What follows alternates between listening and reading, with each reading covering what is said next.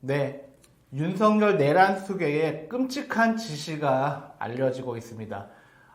내란 산성, 윤석열 산성을 지키고 있는 경호처 직원들에게 무력을 사용해서라도 본인과 본인 부인을 지키라고 하는 이런 끔찍한 사실이 밝혀지고 있습니다. 이 소식 시작으로 오늘 함께 할 텐데요. 오늘도 정호진 대표님 나와 계십니다. 안녕하세요. 네, 반갑습니다. 더 좋은 정치연구소 정호진입니다. 먼저 윤석열 내란 수계가 그 경호처 직원들에게 무력을 사용해서라도 본인을 지켜라 이런 지시가 있었나요? 네, 예, 지금 주말 상간으로 이 기사가 많이 쏟아졌습니다. 지금 일단은 10일, 11일, 13일 경호처의 주요 간부들을 대상으로 식사 자리를 좀 가졌다라고 합니다. 그러면서 특히 11일 3급 이상의 간부들과 식사하는 자리였는데 그날 무력 사용을 검토해달라, 총기 사용 검토를 지시를 했다라고 합니다. 예. 그리고 나서 사실 내부 반발이 있자 무슨 얘기를 했냐면, 나를 지키기 위해서 총을 사용하지 못하면 칼이라도 사용해라. 이런 말도 안 되는 이 지시를 했다라는 건데요. 한마디로 말씀드리면, 윤석열 김건희 살겠다고 경호처 직원들을 사실상 사지로 내모는 격 아니겠습니까? 네. 더군다나 이제 2차 체포영장 집행이 곧 임박했다라는 얘기가 나오고 있는데요. 저는 도무지 이게 한 나라의 대통령의 직을 가졌던 사람으로서 할 얘기인지 묻지 않을 수가 없습니다. 이 끔찍한 그 지시 사항은 경호처 내부 직원들의 제보를 통해 밝혀진 것이겠죠? 예, 맞습니다. 지금 경호처 내부 직원들이 속속들이 얘기를 좀 하고 있는 걸로 알고 있고요. 지난 12일 날 부장 이상의 회의가 있었는데 그때 한 명이 지금 직무대행을 맡고 있는 김경훈 차장에게 사퇴하라고 요구를 했더니만 바로 그 자리에서 대기 발령을 내렸다라고 합니다. 대기 발령을 내렸고, 지금 체포영장 집행 관련돼서 우리가 막으면 공무집행 방해다라고 해서 경호처 직원이 내부 통신망에 올렸는데 그걸 또 삭제를 했다고 합니다. 그랬는데 삭제 지시를 했고, 그래서 관련된 SNS 담당자가 삭제를 했는데 이거를 글 쓴 직원의 상관이 이거 안 된다 해가지고 다시 또 하루 만에 복구를 했다는 얘기도 있다라고 합니다. 언론 노출이나 이런 것까지 염두에 뒀다고 하는데, 일단은 지난 10일 박종준 경호처장이 3차 경찰 출석을 했고, 네. 출석하기 전에 사표를 제출했고 그걸 수리가 되지 않았습니까? 네. 그거를 기점으로 해서 사실 그 이전부터 경호처 내에 동료는 분명히 있었다라고 합니다. 예, 많은 동료가 있었고, 지금 이 엄동설 안에 그 차에서 숙식 해결하고 이런 거 등등 하고 있다라고 하는데, 일단 10일을 기점으로 해서 일단 경호처 내에 일단은 내분이 일어났다.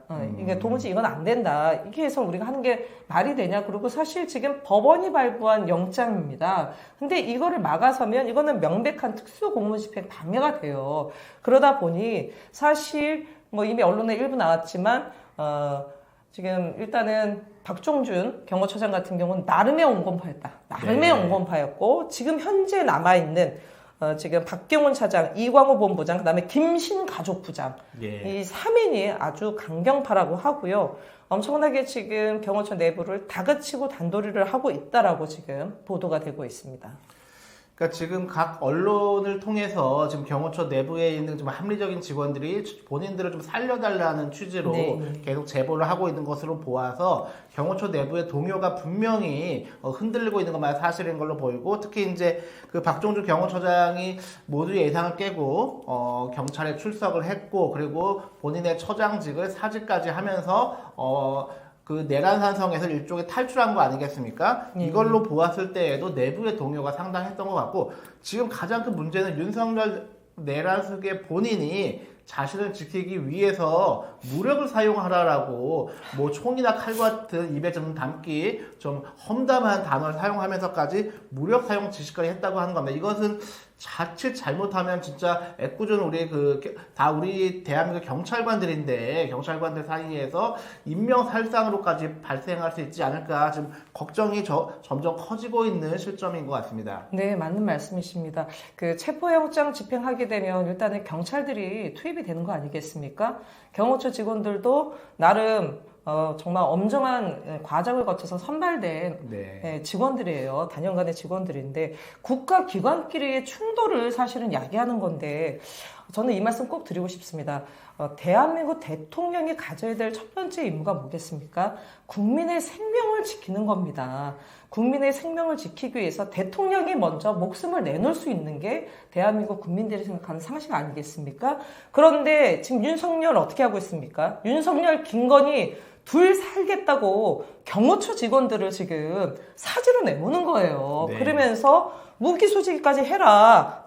뭐 총기 사용까지 검토해라. 총 사용 못하면 칼이라도 써라. 아이고. 이게 대통령을 했던 사람 입에서 나올 법한 얘기입니까? 저는 정말 이 얘기를 들으면서 이 사람이 온전한 정신을 갖고 있는 사람인가. 정말 월간조선 조갑재 전 편집장이 그런 얘기를 했어요. 얼마 전에. 국민의힘 두고 미쳐도 더럽게 미쳤다라고 얘기했습니다. 옛말에 미쳐도 곱게 미쳐야 된다고 하는데 더럽게 미친 건데 정말 윤석열 이게 제정신인가 정말 미쳐도 더럽게 미친 거 아닌가 저는 정말 이런 생각이 들었습니다. 어떻게 경호처 직원들한테 무기 소지하라고 해서 나를 지켜야 된다면서 어떻게 사지를 내봅니까? 이게 한나라의 대통령이 했던 사람이 할 얘기입니까? 네? 조갑재 씨가 또 이런 말도 했죠. 지금 윤석열은 감옥에 가기보다는 앞서서 병원에 가야 할 사람이다.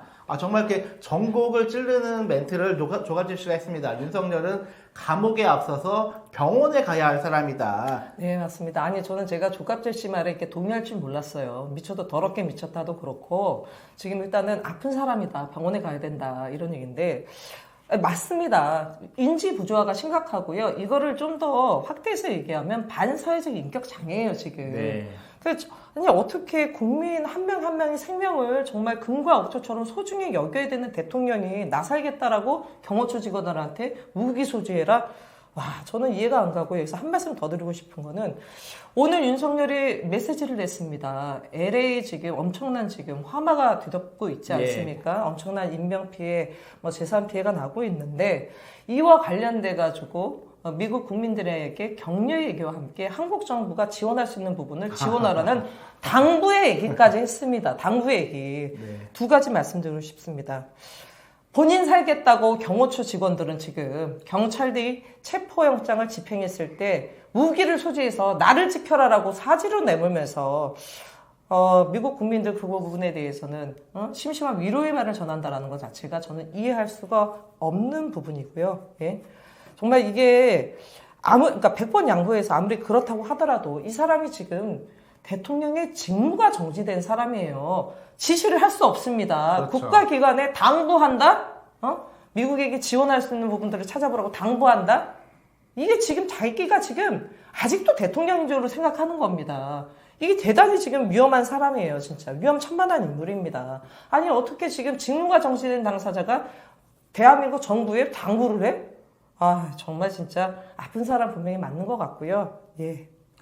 아마도 이제 윤석열과 김건희는 그런 생각을 하는 것 같습니다. 12월 3일 본인들이 발생시켰던 건 내란이었다면 만약에 국수본과 그 경호처 직원들 간의 무력 충돌 사이에 혹여나 총성이라도 들리거나 어떠한 좀 불미스러운 사건이 터진다면 이거는 내전으로 비화할 수 있다. 지금 미국의 그 영화 시빌 워 같은 경우가 이제 미국의 내전 상황을 가정한 영화로서 지금 화제가 되고 있지 않습니까? 마찬가지로 윤석열, 김건희 일당은 지금의 내란을 내전으로 확전시켜서 어떻게든 본인들이 탈출구, 살 국리를 찾으려고 하는 게 아닌가. 그렇지 않고서야 어떻게 그 공무원들한테 총칼을 써서라도 자기를 지켜라. 이런 말은 도저히 할 수가 없는 거잖아요.